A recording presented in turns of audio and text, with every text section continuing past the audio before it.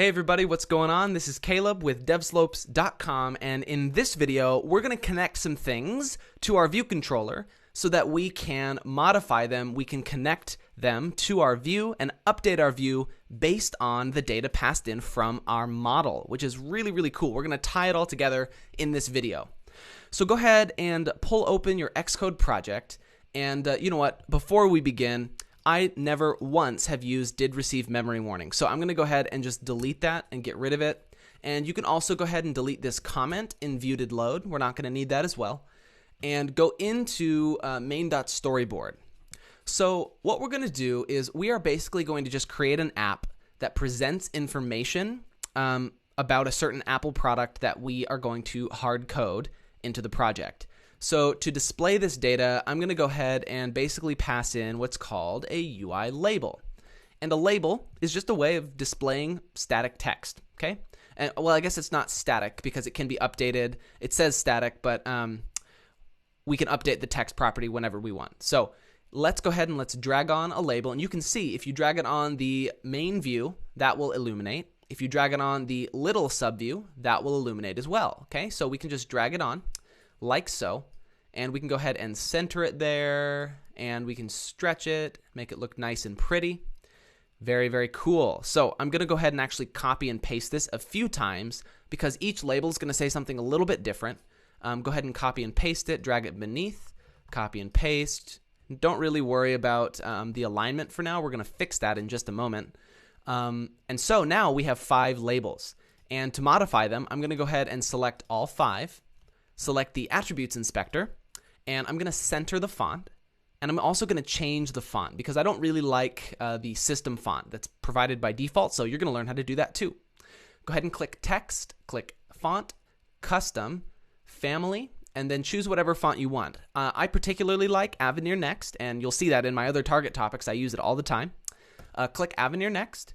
We're going to change it to be bold, and I'm going to bump it up to maybe size 22. Okay? Click OK or Done. And what we're going to do now is we're going to make it really, really easy to evenly space and organize these labels. And that's with a stack view. So we have all 5 labels here selected and nothing else. And all we need to do is click right here. There's a button that says Embed in Stack. So click it and you'll see all the labels go together like that. Now, they're not super pretty. They're all smushed together and they're not exactly as tall as our label here, but that's where constraints come into play. So go ahead and choose the stack view from the document outline and go ahead and just position it about there and click the pin button. Okay, we're going to pin it 20 from all sides. So go ahead and do 20, 20, 20, and 20. And go ahead and click Add 4 Constraints and watch what happens. You'll see it stretches out to be 20 from all sides of the edge of our label, but they are not equally spaced. This one is much bigger than the other 4. And to fix that, we can go into the Attributes Inspector, and we can select the Distribution dropdown. Click Fill, and you can choose what's called Fill Equally, and watch what happens when I do that. Boom. They're all spaced perfectly evenly, which is awesome. Now, we need to update these labels to actually include relevant information. So I'm going to make this say, I really want the... Okay, that's just going to have static text.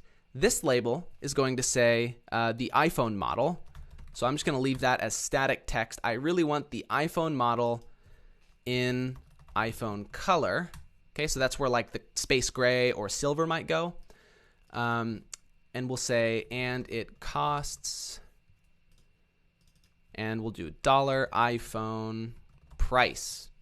Okay, now I'm just putting this text here. You don't have to, and we're actually going to override and change everything in here, but this is just to show you what it should look like. I really want the iPhone model in iPhone color, and it costs iPhone price.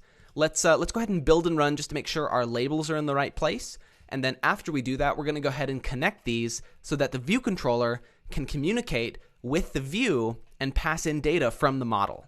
Okay, go ahead and build and run. The simulator should pop right up, and we should be able to see if this worked the way we hoped. So here we go. It's popping open, and oh, beautiful. That's exactly what we wanted. That looks great. So perfect. We can go ahead and stop the app from running. And now let's go ahead and let's connect our labels to our view controller. Okay. To do that, we're going to go ahead and open up what's called the Assistant Editor.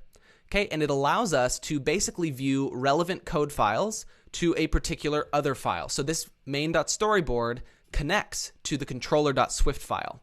And so go ahead and click this button here with the two connected rings, and it pulls open the Assistant Editor. Alrighty? So here we go, and as you can see, it automatically presents the code file associated with this view controller. Now, since these views are a part of the view controller, what we can do is we can actually connect these directly to the view controller using something called an IB outlet. Okay, if I right-click from a particular label and then drag, you'll see it makes a connection. There's a connection line, and it says insert outlet or outlet collection. Drop it right there above viewed load, and we're going to go ahead and call this iPhone, how about just lowercase, iPhone name label. Okay, so now that is properly named, you can tell it's an instance of UI label, right? Now, there is a connection between these two now. You can see that when I hover over the dot. iPhone name label is now accessible to our view controller. So this is kind of like a connection. We have just plugged the label into the view controller. Next, we're going to right-click on the iPhone color label and drop it over there. Call it iPhone color label and connect it. You can just press enter or click the connect button. And then finally, go ahead and click on the iPhone price label, right-click, drag and drop, and call this iPhone price label. Okay, click connect to save it. And now what we can do is we can actually go ahead and close the Assistant Editor, go into controller.swift, and now we can access these labels. We can set the text property. We could even change the color if we wanted to. We can do whatever we want from the controller, because remember, the controller can take information and it can pass it to the view. It can also receive information from the model and pass it to the view as well, and back and forth, so and so forth. So let's go ahead, let's think about what we want to do here. In viewed load, which, by the way, this is a function that is called whenever the application starts running and the view is first loaded onto the screen, it is called. What we can do is, just like before when we created our model, we can create an instance of Apple product, and we can set the labels to have the text properties filled with the information from that model. So let's create a constant. Inside viewed load, go ahead and type let Apple product equal Apple product. Whoops. We need the one with the capital A there to reference the class. And go ahead and put an opening parentheses and press enter.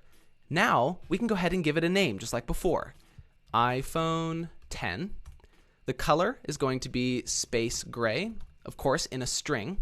And the price will be $999.99. So now that that is done, what we can do is we can call our labels. So go ahead and call iPhone name label. And if you look inside of an iPhone name label by putting a dot, you can see there are lots of properties, lots of different things we can do.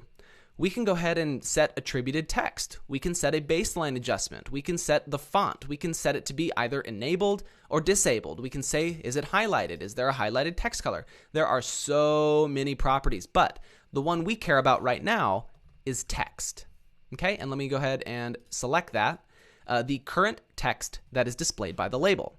Press enter and set this to be equal to, wait for it, Apple product dot name.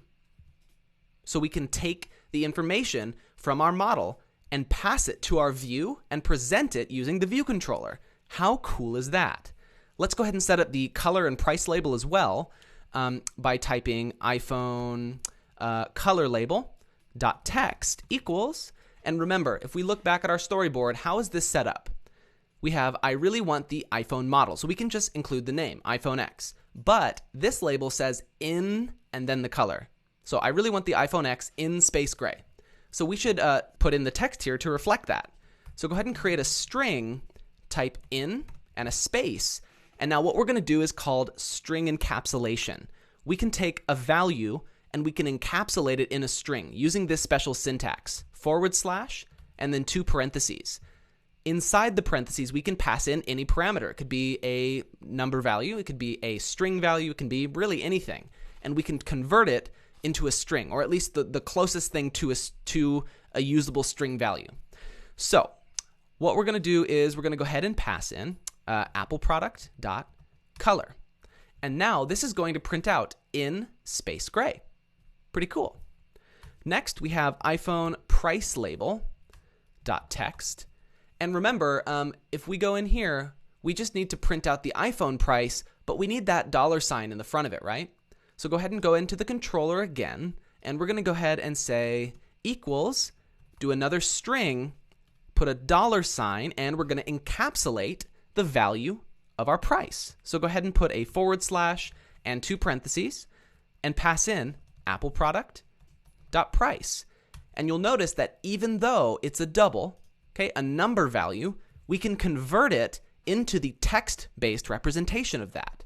So you know what, guys? Believe it or not, we are good to go. Let's go ahead and build and run this and see if it works. Our simulator should pop up momentarily. Here we go. All right, check it out. Oh, look at that. It works. Woo! Awesome. I really want the iPhone X, or 10, sorry, in space gray, and it cost $999.99. So we are successfully communicating with our view from our model through our view controller. The watchmaker is at work winding the watches, guys. Very, very cool stuff. This has been a brief overview of how MVC works fundamentally, in theory, and in practice. I hope you've learned a lot, and stay tuned for future target topics on more advanced topics.